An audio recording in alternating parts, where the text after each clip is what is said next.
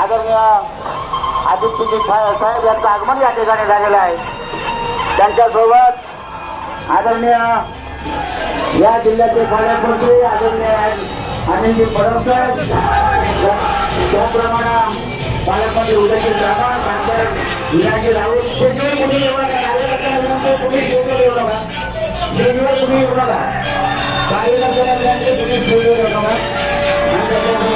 आदरणीय आमदार राहुल साहेब, आदरणीय डॉक्टर प्रमुख मोरे साहेब, आदरणीय जिल्हा प्रमुख या ठिकाणी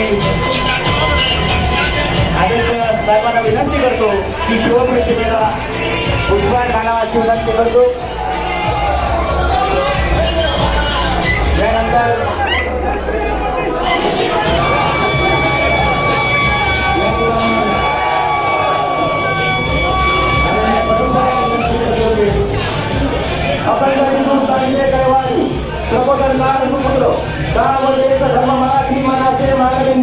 हिंदू अस्मितेचे शिरोमणी हिंदुस्तान हिंदू हिंदुस्तान से एकमात्र हिंदू धर्माचे सरसेनापती महानेता माननीय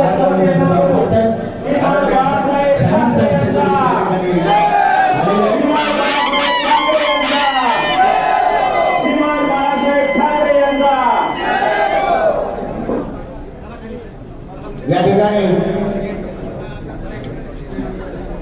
आदरणीय युवा सेनेचे नेते आदरणीय पर्यावरण मंत्री आदित्य ठाकरे साहेबांचं आगमन झालेलं। या ठिकाणी युवा सेनेचे पदाधिकारी या ठिकाणी उपस्थित आहेत। त्यांच्यासोबत पालकमंत्री रत्नागिरी जिल्ह्याचे आदरणीय अनिल परब साहेब, सिंधुदुर्ग जिल्ह्याचे पालकमंत्री उदयजी सामंत साहेब, खासदार सर्वांचे आवडते आमचे खासदार विनायक राऊत साहेब, आमदार राजेंद्र साळवे, जिल्हा प्रमुख आमचे विलाजी तालके साहेब, या ठिकाणी संपर्क प्रमुख मोरे साहेब, त्यांच्यासोबत सर्व उपजिल्हा प्रमुख, जिल्हा प्रमुख आणि सर्व पदाधिकारी व्यासपीठावर उपस्थित आहे। मी जिल्ह्याच्या वतीनं आदरणीय तालके साहेब, आदरणीय संपर्क प्रमुख आणि आदरणीय उपजिल्हा प्रमुख यांना विनंती करतो की आदरणीय या ठिकाणी आमचे मालवणचे आमदार नाईक साहेब देखील या ठिकाणी उपस्थित आहेत। या ठिकाणी जिल्ह्याच्या वतीनं आदरणीय जिल्हा प्रमुख, आदरणीय संपर्क प्रमुख, उपजिल्हा प्रमुख आणि क्षेत्र प्रमुख यांच्या वतीनं या ठिकाणी सर्वांनी गर्दी करू नका, फक्त हात द्यायला पाहिजे।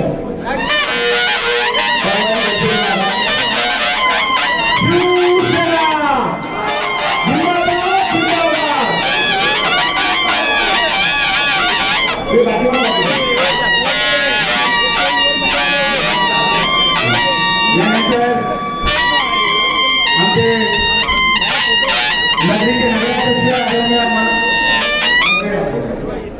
नगरीचे नगराध्यक्ष आदरणीय मनोजी पाईक, उपनगराध्यक्ष सुरुप गुरव यांच्या वतीनं आज छत्रपती शिवाजी महाराज उद्यानाचं लोकार्पण सोहळा झालेला आहे। त्या निमित्तानं या ठिकाणी हा कार्यक्रम आयोजित केलेला आहे। सर्वांनी आपली गर्दी करू नका, प्रत्येकाला आपण जागा बसून द्या। यानंतर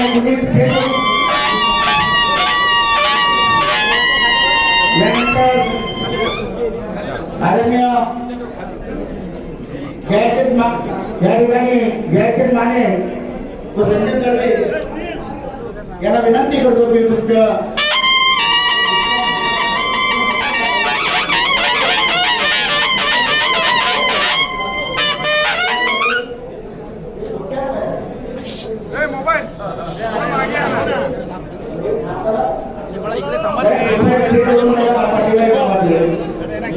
या ठिकाणी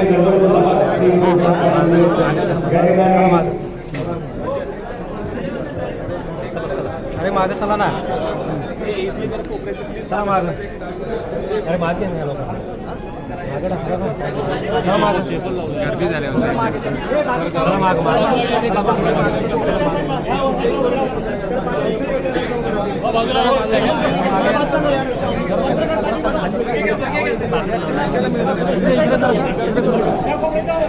दिसेल ना मागे जाऊ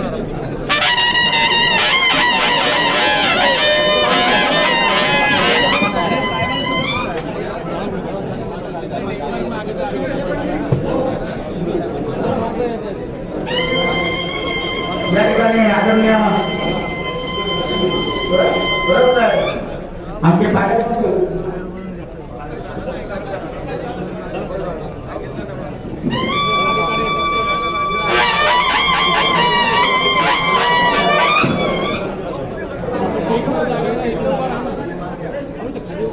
महाराष्ट्राचं आराध्य दैवत शिवछत्रपती हिंदू हृदय सम्राट शिवसेना प्रमुख वंदनीय बाळासाहेब ठाकरे सुरक्षेचे पक्षप्रमुख या राज्याचे मुख्यमंत्री आदरणीय उद्धवजी ठाकरे शिवसेनेचे युवा नेते या राज्याचे पर्यटन मंत्री आदरणीय आदित्यजी ठाकरे चला तिकडे तिकडे चला सध्या जिल्ह्याचे पालकमंत्री आणि परिवहन आदरणीय अनिल परब राज्याचे मुख्यमंत्री शिक्षण मंत्री आणि भगवा धंदावर चालू झालेला आहे तो पुन्हा आमचं वगैरे पाहिलेला आहे. काल सिंधुदुर्गामध्ये त्यांचं भव्यदिव्य स्वागत झालं. त्यानंतर दिवसभरामध्ये सिंधुदुर्ग जिल्ह्यामध्ये विविध तालुक्यामध्ये विविध शिवसेनेच्या माध्यमातून भूमिपूजन उद्घाटन पार पडले आणि त्यानंतर आज सकाळी आपल्या रत्न जिल्ह्याच्या हद्दीवरती आपल्या मतदारसंघाच्या वेशीवरती अभिष साहेबांचं स्वागत झालं आणि मग त्यानंतर ते आपल्या नागा नगरीमध्ये आले. नगरपालिकेच्या वतीने छत्रपती शिवाजी महाराज उद्यानाचं लोकार्पण सोहळा या जनतेसाठी आपल्या सर्वांसाठी सुपूर्द केला आणि त्यानंतर आज या ठिकाणी सर्व ठिकाणी आलेले आहे. मी आपल्या नम्रपणे एवढंच सांगेल त्या संपूर्ण जिल्हा असेल हा मतदारसंघ असेल हा शिवसेनेचा पाठिंबा आहे. मी आपल्या नम्रपणे एवढंच सांगेल शिवसेनेचे नेते आदित्य ठाकरे साहेबांचं शुभशकुन आहे. शुभशकुन याच्यासाठी बोललो की 2010 साली वंदनीय शिवसेनाप्रमुख बाळासाहेब ठाकरे दसरा मेळाव्यामध्ये या युवासेनेची जबाबदारी आदित्य साहेबांच्या खांद्यावरती दिली आणि मग ते दिल्यानंतर युवकांना युवतींबरोबर करून संपूर्ण महाराष्ट्रामध्ये हे शिवसेनेची मागणी करत पुढे गेले आणि शुभशकुन एवढ्यासाठी म्हटलं की त्यांनी हातामध्ये सूत्र घेतल्यानंतर मुंबईत विद्यापीठाच्या सिनेटची निवडणूक झाली. त्या निवडणुकीमध्ये 2010 साली आपल्याला आठवत असेल की 10 पैकी 8 जागा साहेबांच्या दोघांनी निवडून आल्याचे आठवण आणि मग त्यानंतर 2018 साली मुंबई विद्यापीठाची पुन्हा सिनेटची निवडणूक झाली आणि त्या निवडणुकीमध्ये सिनेट सदस्य 10 पैकी 10 निवडून आले. हा आणि मग त्यानंतर शिवसेना नेते झाले. शिवसेनेच्या माध्यमातून संपूर्ण महाराष्ट्रामध्ये शिवसेनेचा तरुणांचा झंझाव तुम्ही आम्ही सर्व मंडळी पाहिलेला आहे. 2014 साली विधानसभेच्या निवडणुका आहे. ह्या विधानसभा निवडणुकीमध्ये सुद्धा असेल आपल्याला माहिती असेल की महाराष्ट्रामध्ये शिवसेना भाजपची सत्ता आली. हा शुभशकुन आमच्या आदित्य साहेबांचा आहे सांगायला काय वेगळी गरज नाही. आणि मग त्यानंतर 2019 सालच्या निवडणुकीच्या आधी थोडं संपूर्ण महाराष्ट्रामध्ये असेल कोकणामध्ये असेल सिंधुदुर्गापासून रत्नागिरीवर सिंधुदुर्गापासून पुढे रायगड असेल मुंबई असेल जन आशीर्वादाला त्याची सुरुवात केली. जन आशीर्वादाच्या माध्यमातून त्या ठिकाणी आपण पाहिलं असेल तर प्रचंड उत्साह शिवसेनेच्या माध्यमातून तुम्हाला पाहायला मिळाला आहे. आणि म्हणून म्हणजे शुभशकुन का म्हटलं की तुमचं आमचं सर्वांचं जे स्वप्न होतं की शिवसेनेचा मुख्यमंत्री शिवसेना पक्ष प्रमुख उद्धव ठाकरे साहेब झाले हे सांगा निश्चितपणे मला आवडेल. मग त्यानंतर आता 2022 हा धंदा सुरू झालेला आहे. ह्या संपूर्ण पुढील काळामध्ये नाही म्हटलं तरी ग्रामपंचायत निवडणूक आहेत, जिल्हा परिषदेच्या निवडणूक आहेत, पंचायत निवडणुका आहे आणि नगरपालिका निवडणूक आहे. मी तुमच्या सर्वांच्या वतीनं आदित्य साहेबांना नेते मंडळीला शब्द देतोय की ज्या पद्धतीने शिवसेनेचा पालिकेला मतदारसंघ आहे त्या निवडणुकी संपवायचे हे शब्द मिळायलाच पाहिजे अशा ठिकाणी मी शब्द देतो. आणि जाता जाता मी आदित्य साहेबांना विनंती करेन, कोकण म्हटला की तो सजलेला फुललेला निसर्ग नटलेला कोकण आहे आणि या कोकणाला सुद्धा माझ्या मतदारसंघामध्ये राजापूर तालुक्यामध्ये पाहिलं तर सुंदर असा अथांग समुद्र लाभलेला आहे. त्या समुद्राच्या माध्यमातून आपण पाहिलं तर राजापूर तालुक्यामध्ये कशेळी असेल, व्यत्यय असेल, आंबोळगड असेल, जैतापूर असेल, अंसूर असेल, त्या प्रत्येक समुद्र किनारी त्या ठिकाणी जवळजवळ आदिल साहेबांच्या माध्यमातून पर्यटन माध्यमातून 1 कोटी रुपये त्या विकसित करण्यासाठी साहेबांनी मंजूर केलेले आहेत. आणि मग त्यानंतर आपला हा नांदा तालुक्यामध्ये आपल्याला म्हणजे माचा जसं मिनी महाबळेश्वर म्हटलं जातं, भविष्याच्या कालखंडामध्ये ते माचाळ ते मिनी महाबळेश्वर होणार आहे. यासाठी साहेबांकडून आमच्याकडून निधीची अपेक्षा आहे. नगरपालिकेच्या माध्यमातून आज त्या ठिकाणी उद्यान तुम्हाला सुपूर्द केलेलं आहे. आज नगरपालिकेच्या माध्यमातून नाही म्हटलं तर साहेबांकडे जे पर्यावरण खातं आहे त्या खात्याच्या माध्यमातून राज्य सरोवर संवर्धन योजनेअंतर्गत तलावाचं संवर्धन व सुशोभीकरण यासाठी निधी मिळावा असल्याची मी अपेक्षा ठिकाणी करतो. नांदा तालुक्यामध्ये खोडनिको धरण आहे. त्या धरणाची सुद्धा नाही म्हटलं तरी सुशोभीकरण, बोटिंग अशा तऱ्हेसाठी निधी आपला मिळावा असल्याची माझी विनंती आहे. आणि अशा तऱ्हेचा निधी आपण मिळावा असल्याची विनंती जास्त वेळ न घेता आता एकच विनंती करतो की हा संपूर्ण कोकण, संपूर्ण हा मतदारसंघ, संपूर्ण जिल्हा हा शिवसेनेचा बालेकिल्ला, हा संपूर्ण शिवसेने बालेकिल्ला तुम्हाला सर्वांच्या पाठीशी असं आपलं अभिवादन देतो, आपल्याला शुभेच्छा देतो आणि तुर्क थांबतो. जय हिंद, जय महाराष्ट्र.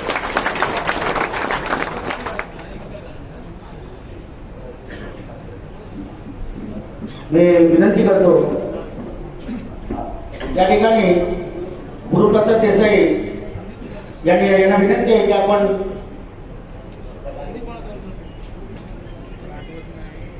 लाभले असं भाग्य बोलतो मराठी, झालो खरेच धन्य ऐकतो मराठी, धर्मपंथ जात एक जाणतो मराठी, एवढ्या जगात माय मानतो मराठी. भारत सरकारने सन 2004 साली भाषांना अभिजात भाषेचा दर्जा बहाल करण्याचा उपक्रम हाती घेतला. त्यानुसार मराठीला अभिजात दर्जा द्यावा अशी लेखी शिफारस केंद्र सरकारने नेमलेल्या भाषा तज्ञांच्या समितीने एकमताने केली आहे. त्याला आता 7 वर्ष उलटून गेली. मराठीच्या अभिजात दर्जाचा निर्णय लवकरच घेतला जाईल असं केंद्र सरकार सांगत आहे. साहित्य अकादमीने केलेली ही शिफारस ताबडतोब अंमलात येणे गरजेचं आहे. कवी कुसुमाग्रज यांनी म्हटलेलं आहे, रत्नजडित अभंग ओवी अमृताची सत, चारी वर्णातून फिरे सरस्वतीची पालखी. मराठी ही प्राचीन भाषा असून ही राजभाषा, ज्ञान भाषा, महानुभवी धर्म भाषा आणि लोक भाषा म्हणून जागतिक भाषांमधील अग्रणी भाषा आहे. या संदर्भातील अनेक पुराव्यांनी हे सिद्ध होते की मराठी ही अभिजात भाषा आहे. 11 कोटी लोकांची मराठी जगातील 10व्या ते 15व्या क्रमांकाची भाषा असून सुमारे 2500 वर्ष जुनी आहे. देशातील मराठी एक महत्वाची राष्ट्रभाषा आहे. तिच्या ऐतिहासिक प्रवासाचे संदर्भ देत आणि विविध क्षेत्रामध्ये विविध साहित्यकारांनी केलेल्या योगदानाचा विचार करून तिचं अभिजातपण स्वयं सिद्ध केलेलं आहे. मराठी असे आमची माय बोली, जरी आज ही राजभाषा नसेल, नसो आज ऐश्वर्य या माऊलीला, यशाची पुढे तीव्र आशा असते. मराठी भाषेला अभिजात दर्जा प्राप्त व्हावा यासाठी मराठी भाषा विभाग व युवा सेना प्रमुख, शिवसेना नेते, महाराष्ट्र राज्याचे पर्यटन, पर्यावरण व राज्य शिष्टाचार मंत्री माननीय नामदार आदित्यजी ठाकरे यांच्या नेतृत्वाखाली जन अभियान सुरू करण्यात आले. त्याचाच एक भाग म्हणून लांजा राजापूर साखरबाचे राज्य आमदार डॉक्टर जी राजेंद्र साळवी यांचे सुपुत्र युवा सैनिक कुमार अथर्व राजन साळवी यांनी लांजा राजापूर रत्नागिरी देवरूख खेड चिपळूण येथील युवा सेना पदाधिकारी यांच्या माध्यमातून विद्यालय, महाविद्यालय, विविध संस्था यांना मराठी भाषेला अभिजात दर्जा मिळावा म्हणून महामहिम श्री रामराजी कोविंद भारताचे राष्ट्रपती यांना पोस्टकार्ड पाठवण्याच्या अभियानात सहभाग करून घेतले. अभियानाचा एक भाग म्हणून युवा सेना प्रमुख आदरणीय श्रीमान आदित्यजी ठाकरे यांना युवा सैनिक कुमार अथर्व राजन साळवी, विनय नागवण, संतोष हातणकर, प्रसाद मान्य, पंडितनाथ मायशेटे, दुर्गेश साळवी, केतन उदाने, राहुल शिंदे संकलित पोस्टकार्ड प्रदान करीत आहेत. माझा शब्द माझे विचार, माझा शब्द माझे विचार, माझा श्वास माझी स्फूर्ती, माझ्या रक्तात मराठी. माझा शब्द माझे विचार, माझा श्वास माझी स्फूर्ती, माझ्या रक्तात मराठी. सन्मान मराठीचा, अभिमान महाराष्ट्राचा. जय हिंद, जय महाराष्ट्र.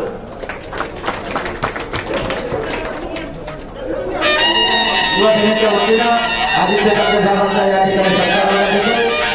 युवा सेनेचे प्रमुख, जिल्हा प्रमुख आहेत, तालुका प्रमुख, युवा अधिकारी आहेत, यांच्या वतीनं आदरणीय ठाकरे साहेबांचा या ठिकाणी सत्कार होतोय.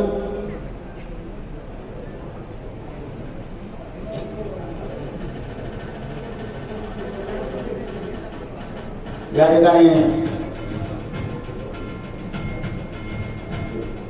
दीपक केसरकर साहेब या ठिकाणी उपस्थित आहेत. या ठिकाणी विनय जागन, तालुका अधिकारी प्रसाद माने, अथर्व साळवी त्यांच्याजवळ सर्व या ठिकाणी साहेबांचा पुष्प हार देऊन स्वागत करतात. यानंतर आज या ठिकाणी पुष्पहार देऊन आदरणीय आदित्य ठाकरे साहेबांचं स्वागत युवासेनेचे आमचे कार्यकर्ते करतात.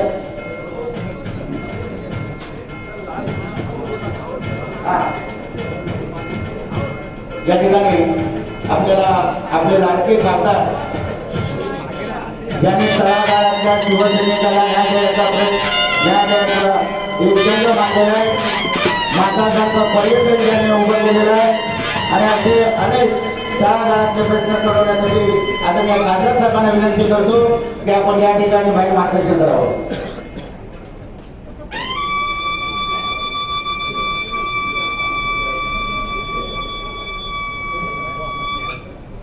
राजापूर विधानसभा मतदारसंघातील शिवसैनिक, युवासेना, महिला आघाडी या सर्वांच्या मेळाव्यामध्ये प्रमुख मार्गदर्शक म्हणून उपस्थित असलेले शिवसेनेचे नेते, या महाराष्ट्राचे पर्यटन मंत्री आणि युवा सेनेचे अध्यक्ष सन्माननीय आदित्यजी ठाकरे साहेब, त्या ठिकाणी उपस्थित असलेले पालकमंत्री ऍडव्होकेट अनिल परब साहेब, सिंधुदुर्गचे पालकमंत्री सन्माननीय उदय सामंत साहेब, खास या मेळाव्याच्या निमित्ताने उपस्थित असलेले आणि मुख्यमंत्री उद्धवजी ठाकरे साहेबांच्या प्रयत्नाने म्हणजे आदेशाने आणि आदित्यजी ठाकरे साहेबांच्या प्रयत्नाने अजितदादा पवार यांच्या सहकार्यातून दीपकभाई केसरकर यांच्या संकल्पनेतून जी सिंधुदुर्गमध्ये चांदा ते बांधा योजना सुरू झाली होती ती पुन्हा एकदा माननीय उदय सामंत साहेब, मी, राजन साळवी या सर्वांच्या मागणीनुसार रत्नागिरीकरता ती लागू केलेली आहे.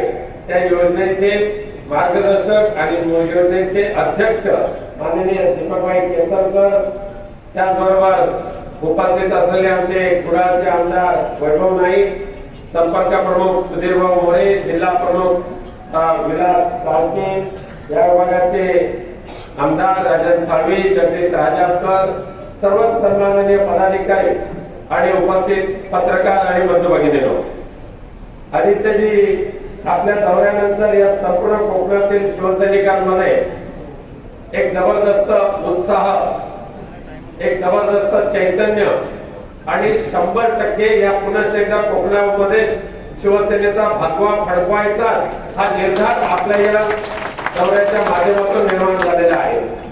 काल आदित्यजींनी पूर्णपणे सिंधुदुर्ग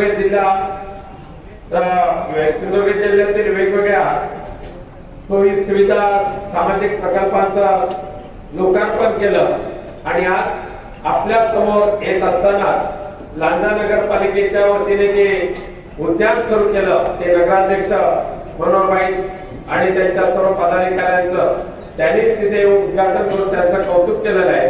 आज खूप मला कौतुक करावंसं वाटतं आदित्य ठाकरे साहेबांच्या नेतृत्वाखाली जी युवासेना काम करते त्या युवासेनेने मागचे अनेक वर्ष, मागची जवळजवळ 20 वर्ष केंद्र सरकारकडे मराठी भाषेला अभिजात भाषेचा दर्जा द्या अशा पद्धतीची आम्ही मागणी करतोय. सगळे खासदार, सगळे लोकप्रतिनिधी नव्हे तर या महाराष्ट्राचे मुख्यमंत्री माननीय उद्धवजी ठाकरे साहेबांनी सुद्धा माननीय पंतप्रधानांना भेटून ती तशा पद्धतीची मागणी केली.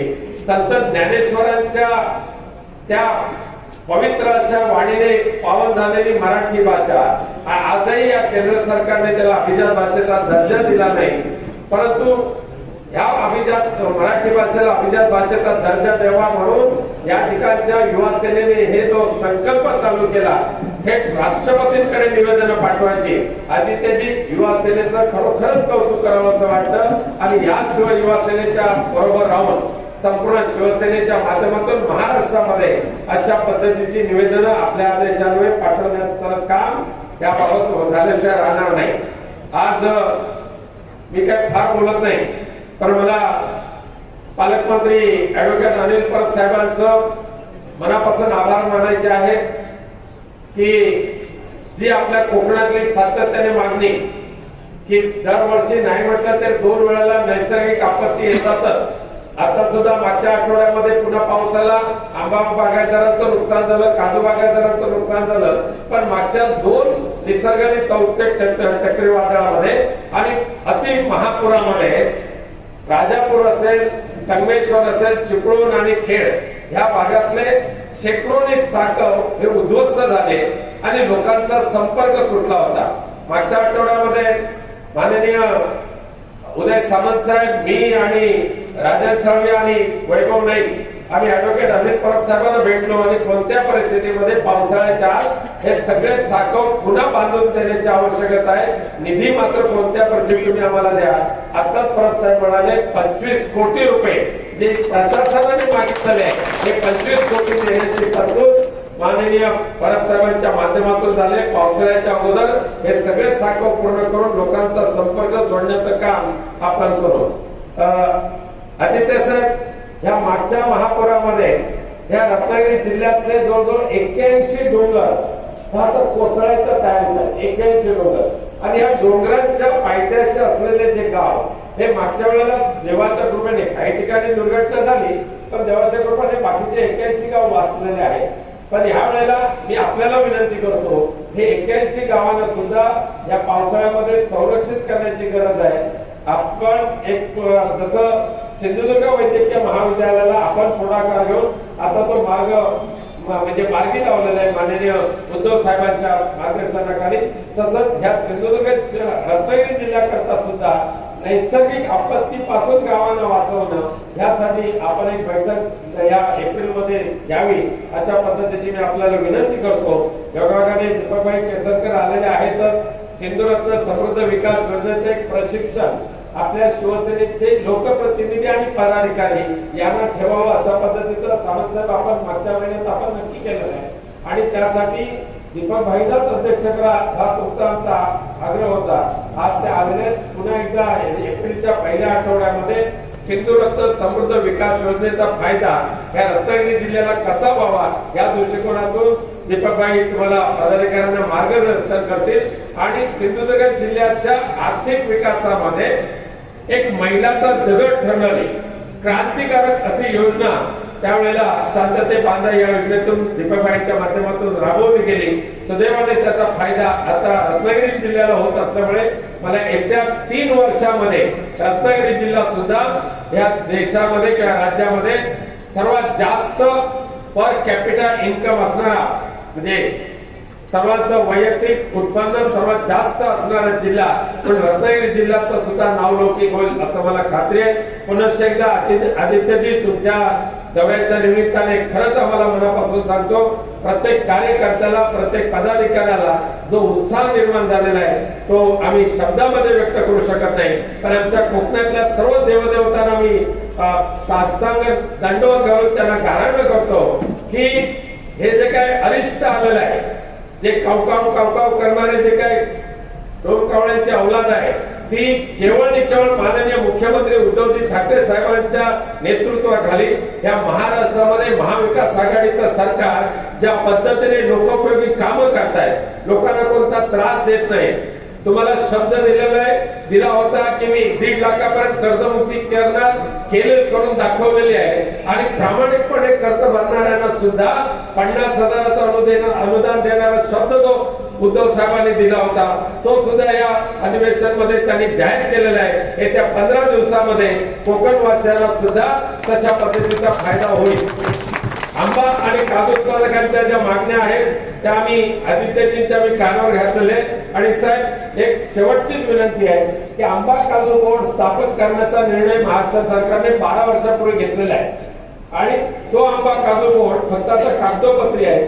तो तुम्ही तुमच्या म्हणजे तुमच्या अधिकारामध्ये माननीय मुख्यमंत्री महोदयांना सांगून पुन्हा एकदा आंबा काजू बोर्ड कार्यान्वित करा आणि त्याला 500 कोटीची तरतूद केली तर हा आमचा पूर्णपणे कोकण हा समृद्ध होईल विकास होईल आणि आमचा तरुण मुंबईकडे न जाता पहिला गरज आहे पण पण या ठिकाणी राहून आपला गावाचा आणि स्वतःचा आर्थिक विकास करेल अशी मला खात्री आहे. पुणे एकदा आदित्यजी या महाराष्ट्रामध्ये तुम्ही दाखवून दिलेलं आहे.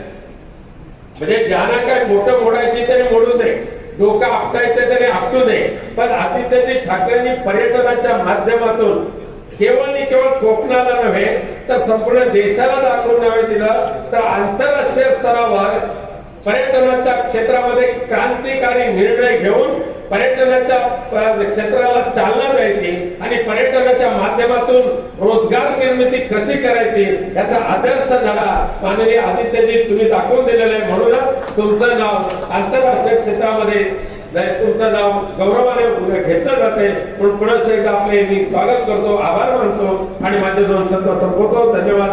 जय हिंद, जय महाराष्ट्र. धन्यवाद खासदार साहेब. यानंतर ज्यांच्याकडे पाहिलं तर एखादं काम होणारच नाही, त्यांच्या मनातच गोडवा, त्यांच्या जीभवर गोडवा असे आमचे लाडके पालकमंत्री आदरणीय उदयजी सामंत साहेब हे आपल्याला मार्गदर्शन करतात.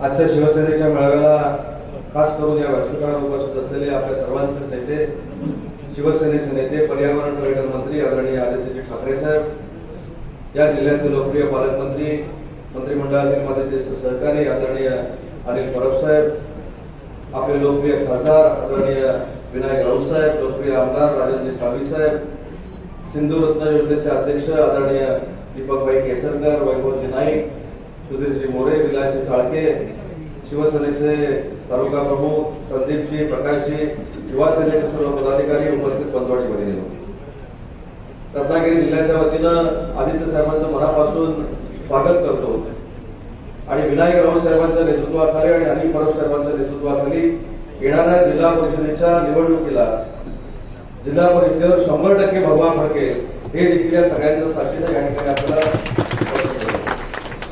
साहेब, हा सगळा खासदारकीचा मतदारसंघ हा विनायक राऊत साहेबांचा आहे.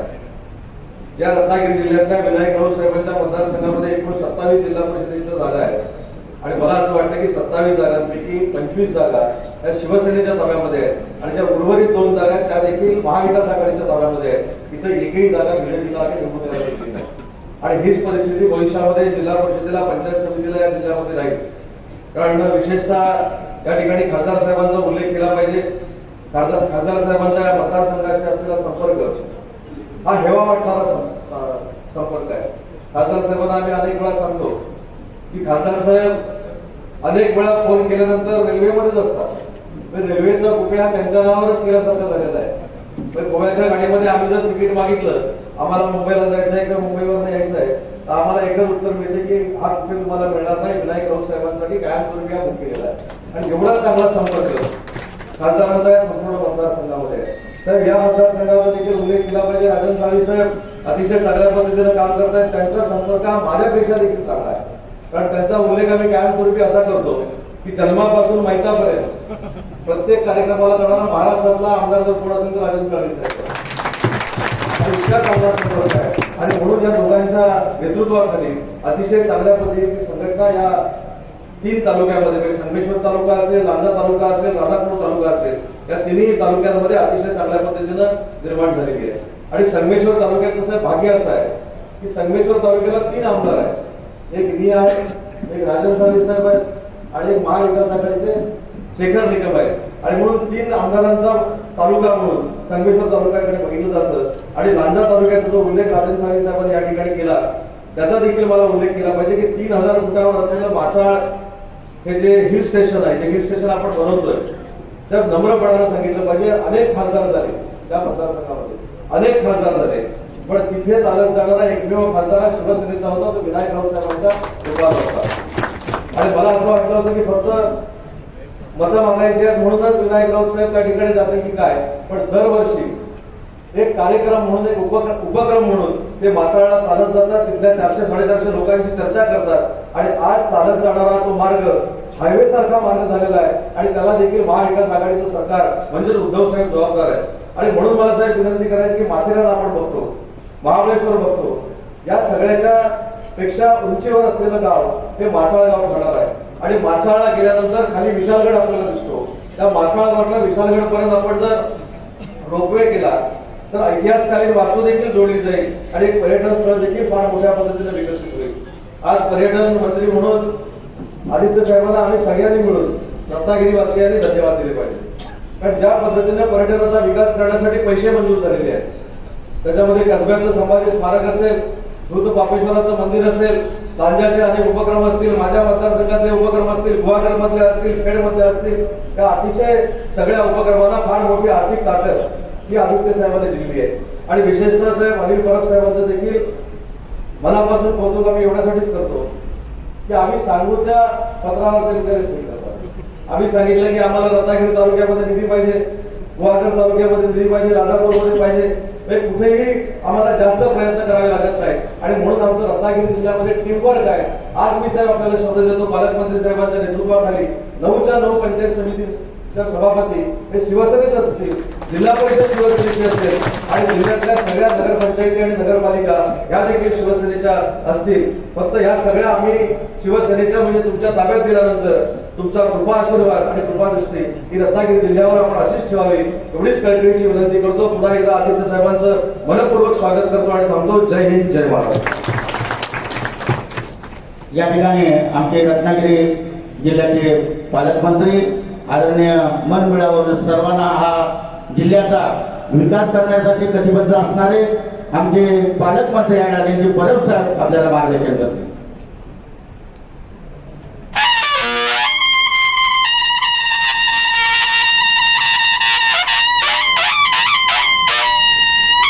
महाराष्ट्राचा आरोग्य देव छत्रपती शिवराय हिंदू हृदय सम्राट शिवसेना प्रमुख माननीय बाळासाहेब ठाकरे, शिवसेनेचे पक्षप्रमुख माननीय उद्धवजी ठाकरे यांना अभिवादन करू.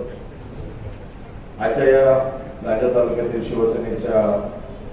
शिवसैनिकांच्या मेळाव्यासाठी आपल्याला मार्गदर्शन करणारे शिवसेनेचे नेते, शिवसेनेचे प्रमुख, महाराष्ट्र राज्याचे पर्यटन मंत्री आदित्यजी ठाकरे, माझे सहकारी रत्नागिरी जिल्ह्याचे व सिंधुदुर्गाचे पालकमंत्री उदयजी सामंत, या लोकसभेचे खासदार माननीय विनायक राऊत, आमदार राजन साळवी, आमदार वैभवजी नाईक, त्याचबरोबर शिवसेनेचे जिल्हा प्रमुख विलास साळके, व्यासपीठावर उपस्थित असलेले शिवसेनेचे सर्व पदाधिकारी, येथे उपस्थित असलेल्या माझ्या सर्व बंधू भगिनी शिवसैनिक महाराज, खरं म्हणजे पालकमंत्री म्हणून या जिल्ह्याची जी काही शासकीय यंत्रणा या जिल्ह्यातील शिवसैनिकांसाठी सतत उपयोगी पडावी म्हणून पालकमंत्री म्हणून माझा प्रयत्न असतो. आज आदित्य साहेब 3 दिवस कोकणाच्या दौऱ्यावर आहे. शिवसेना आणि कोकण हे नातं काय आपल्यासाठी कोणाला सांगण्याची वेगळी गरज नाही. शिवसेनेने कोकणावरती भरभरून प्रेम केलं आणि त्याच्यापेक्षा जास्त प्रेम कोकणातील जनतेने शिवसेनेवरती केलं आणि म्हणून शिवसेना आणि कोकण हे एक अतूट नातं आहे. त्याच्यात कोणी किती प्रयत्न कसाही केला तरी या नात्याला साधा चिरोटा देखील पडणार नाही असा विश्वास असलेला मी शिवसैनिक आहे. आज महाविकास आघाडीचं सरकार माननीय उद्धवजींच्या नेतृत्वाखाली आज जी काही घोडतोड करते आणि त्याची बरीचशी कमान मी माननीय आदित्य साहेब सांभाळत आहे. आज आदित्य साहेबांचा हा 3 दिवसाचा दौरा हा शिवसैनिकांसाठी उत्साहवर्धक आणि चैतन्य निर्माण करणारा असून या दौऱ्याच्या निमित्ताने त्यांच्या बऱ्याच विकास कामांचे, त्यांच्या योजना ज्या होत्या त्यांच्या विकास कामाचा, वेगवेगळ्या आमदारांनी केलेल्या कामांचा शुभारंभ असा एक भरगच्च कार्यक्रम पुढचे 2 दिवस आज आणि उद्या असा 3 दिवसाचा आयोजन केला. परंतु मला फक्त एवढंच सांगायचं आहे की या जिल्ह्यावरती निसर्गाने भरभरून प्रेम केलेलं आहे आणि अख्ख्या जगाला पर्यटनाच्या एका वेगळ्या नकाशावरती आणण्याची ताकद या जिल्ह्यामध्ये आहे. सुदैवाने आपले आदित्य साहेब पर्यटन मंत्री आहेत, वातावरण बदल मंत्री खातं त्यांच्याकडे आहे आणि त्यामुळे या सगळ्या गोष्टींवरती अतिशय अथक प्रयत्न करून त्यांनी गेल्या काही दिवसातच आपली छाप केवळ देशाच्या नकाशावर नाही तर जगाच्या नकाशावर म्हणजे ग्लासगो मध्ये जे झालेलं जे काही आपलं जे सेमिनार होतं त्या सेमिनार मध्ये देखील महाराष्ट्राचं प्रतिनिधित्व उत्तमरित्या करून जगाच्या नकाशावरती महाराष्ट्राचं स्थान देण्याचं काम आदित्य साहेब केलं आणि म्हणून सर्व रत्नागिरी जिल्ह्याच्या वतीने मी आदित्य साहेबांचं मनपूर्वक अभिनंदन करतो. आणि आदित्य साहेबांचा हा जो काही अभ्यास आहे पर्यटनाचा किंवा वातावरण बदलाच्या या सगळ्या बाबींचा त्यामुळे मला नक्की खात्री आहे की पर्यटन जिल्हा म्हणून ज्या ज्या सुविधा या जिल्ह्याला अपेक्षित आहेत या त्यांच्या माध्यमातून आपल्याला मिळतीलच.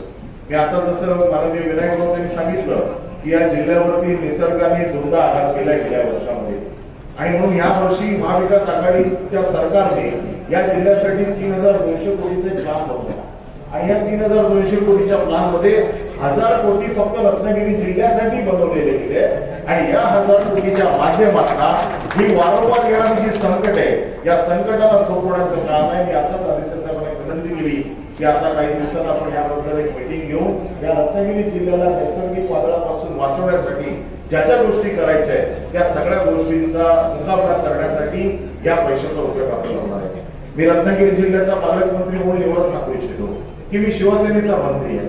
शिवसैनिकांबद्दल असलेली एक आस्था म्हणून या माध्यमातून आणि सुदैवाने ह्या 5 विधानसभा मतदारसंघात महाविकास आघाडीचे आमदार आहेत आणि म्हणून या जिल्ह्याला कुठेही रत्नागिरी जिल्ह्याला कुठेही निधी कमी पडणार नाही. म्हणून माननीय उद्धव साहेबांचं प्रेम, आदित्य साहेबांचं मार्गदर्शन आणि माझ्या माध्यमातून मी एवढंच आपल्याला आश्वासित करू इच्छितो की हे जे लोकप्रतिनिधी जे सगळे लोकांच्या सेवेसाठी काम करतायत या लोकप्रतिनिधींना कुठेही पालकमंत्र्यांच्या निधीतनं किंवा या जिल्ह्याच्या निधीतनं तसूनही कमी पडणार नाही. ही जबाबदारी मी आपल्या सगळ्यांच्या समोर घेतो आणि माझे 2 शब्द संपवतो. जय हिंद, जय महाराष्ट्र. या ठिकाणी आपण ज्यांची भाषणाची वाट पाहत आहे ज्यांच्या मार्गदर्शनाची वाट पाहत आहे ते आपले सर्वांचे लाडके युवाचे नमप्रमुख आदरणीय आदित्य ठाकरे साहेबांच्या मार्गदर्शन.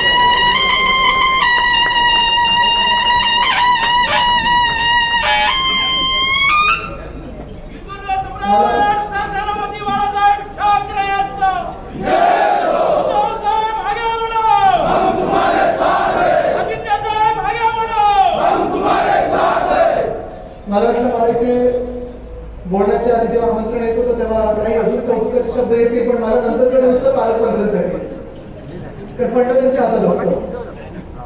असो आज कालपासून आम्ही इथे कोकणात फिरत आहोत. सिंधुदुर्गापासून सुरू केली दौरा जो झालेला आहे. अनेक आठवणी अनेक गोष्टी डोळ्यासमोर येत असतात कारण गेले 10 वर्ष राजकारणात आल्यानंतर प्रत्येक वर्षी कमीत कमी 2 ते 3 वेळा कोकण दौरा होतोच.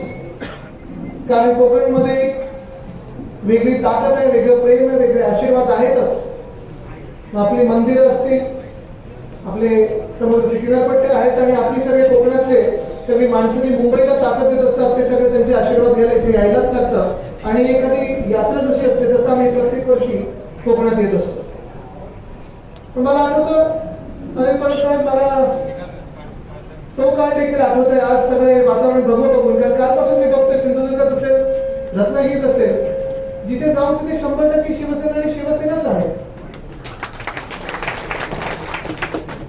पण इथे सगळेच मंचावर उपस्थित आहेत. उदय सामंत साहेब आहेत, वैभवजी आहेत, केसरकर साहेब आहेत, विनायकरावजी आहेत, सगळेच. 10 वर्षापूर्वी जेव्हा पवन तुम्ही माझ्यावर सगळे युवसैनिक म्हणून फिरत होतात तेव्हाचा काळ म्हणजे 2010-11चा काळ संघर्षाचा काळ होता, लढ्याचा काळ होता. प्रत्येक ठिकाणी शिवसेना जाऊन प्रत्येक गावोगावी ताकद द्यायची, सोबत उभी राहायची, खांद्याला खांद्याला उभी राहायची. आणि तेव्हाची जी काही थोडीफार घाण होती ती आपण इथून पळवून लावली आणि इथे भगवा आणि भगवाच पडतो आपण ऐकतो. पण तेव्हापासून आतापर्यंत जर प्रवास बघितला गेले 7 वर्षापूर्वी बघितलं जे आपण उदय सामंत साहेब सांगत होतात की आमचे विनायक साहेब 1 रुपये त्यांच्याच नावाने येतो, रेल्वेत असतातच. खूप वेळा बरोबर आहे कारण त्यांचा फोन लावला की मध्ये कधी नेटवर्क गेलेलं असतं.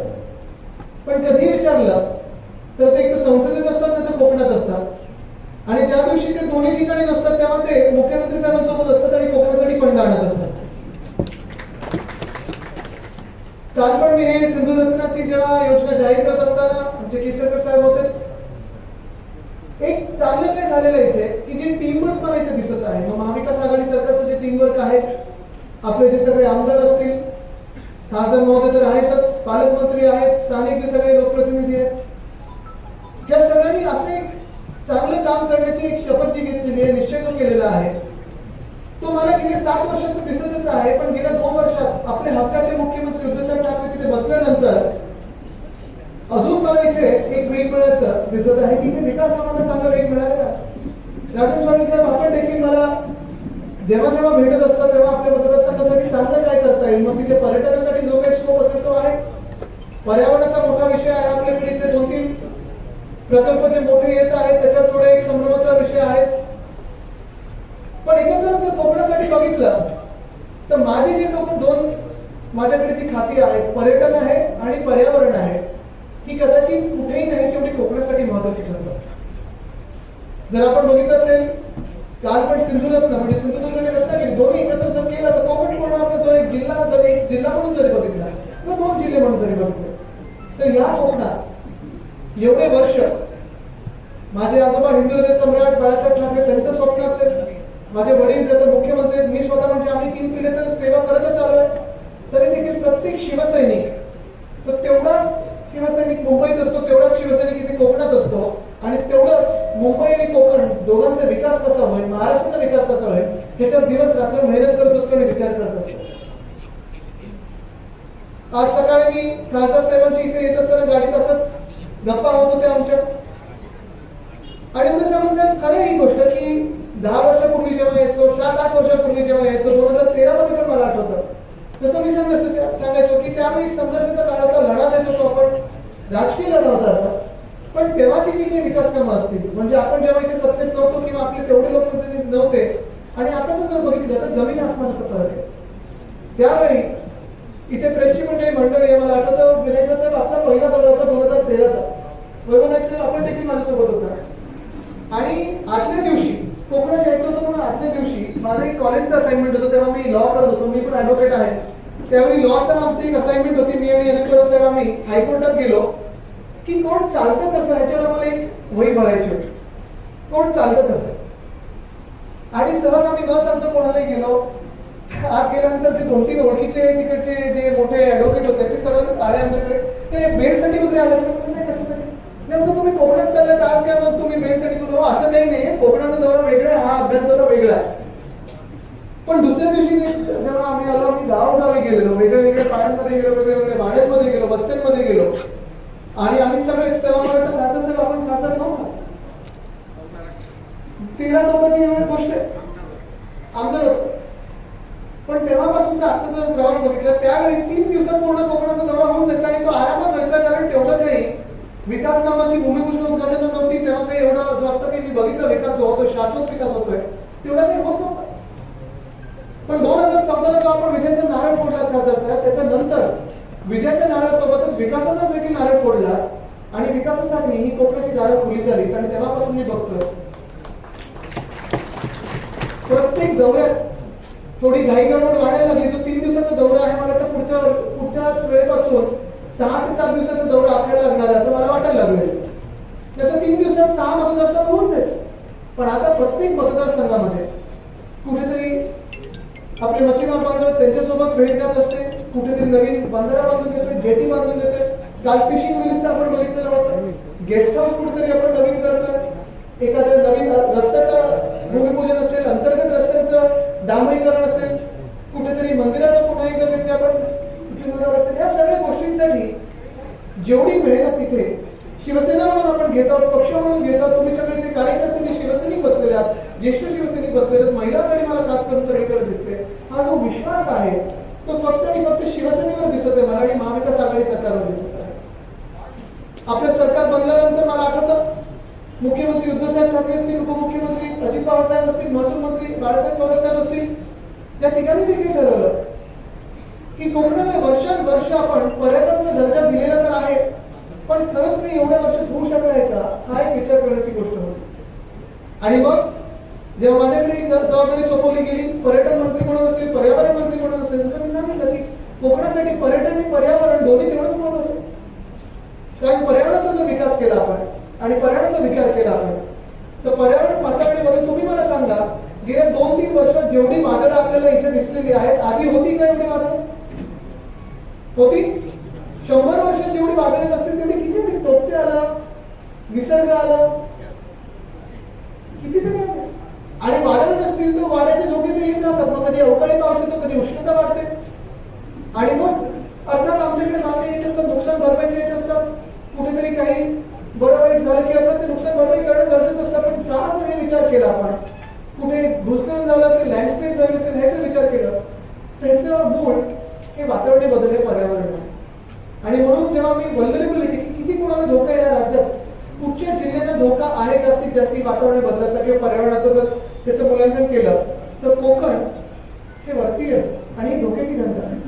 आणि म्हणून जे आपण आता मला सांगत होता की धूम प्रतिबंधक भिंत असतील, वादळाचे शेल्टर्स असतील, जो आपण एक डिझास्टर मॅनेजमेंटचा आपण एक 3200 कोटीचा एक आराखडा बनवत आहोत, कुठे कुठे स्ट्रॉंग शेल्टर्स असतील, या सगळ्या गोष्टींसाठी आमचं खातं देखील तुम्हाला तेवढंच हातभार लागेल. आणि कोकणाला आपण शाश्वत विकासाच्या मार्गी कसं नेऊ शकू, जेणेकरून कुठेही वातावरणी बदलाचा धोका आपल्या कोकणाकडे येणार नाही, त्याची काळजी घेऊनच आपलं काम पुढे जाईल, ही आज मी तुम्हाला आश्वासन इथे द्यायला आलेलं. पण हे होत असताना विकास तर झाला पाहिजे, रोजगार उपलब्ध झाले पाहिजे, नोकऱ्या आल्या पाहिजे, आमच्या महिलांच्या हाती घरी पैसे आले पाहिजे, तर संस्कार आणि आपलं घर चालायचं, संसार चालवायचा असेल, चूल जर पेटवायची असेल तर विकास झाला पाहिजे. पण हे जर आपल्याला करायचं असेल तर नक्की कसं करायचं ह्याच्यावर मोठा विचार सुरू केलेला आहे. किशोर साहेब, आपण सिंधुदुर्ग योजनेतून काल जे आपण दाखवलं, कालच आपली योजना आहे की आपण जाहीर केली, का सिंधुदुर्गात केली, आज पुढे जाऊन आपण करणार आहोत. मी यांचं खास अभिनंदन करू इच्छितो की गेल्या 5 वर्षात मंत्री म्हणून आणि आता पुन्हा एकदा सिंधुदुर्ग योजनेचे अध्यक्ष म्हणून किशोर साहेब, आपण जेवढा अभ्यास केलेला आहे, जेवढा सखोलपणे अभ्यास केलेला आहे, बारकाईने अभ्यास केलेला आहे, खरोखर मी तुम्हाला सांगतो पुढच्या 5 वर्षात सिंधुदुर्ग असेल, रत्नागिरी असेल, प्रत्येकाच्या चेहऱ्यावर आनंद असेल की होय, ही सिंधुदुर्ग योजना आपल्या महाविकास आघाडी सरकारने आणली.